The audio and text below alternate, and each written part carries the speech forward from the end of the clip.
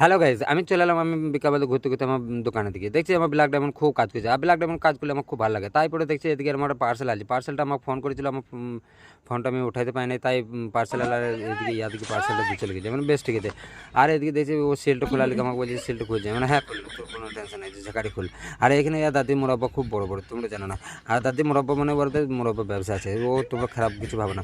তারপরে দেখে গেলাম যে পার্সেলটা খুব সুন্দর সেল করা হয়েছে। এটা তোমরা কি বেটা তোমরা বুঝতে পারবে না, তো বাই করলে বুঝতে পারবে।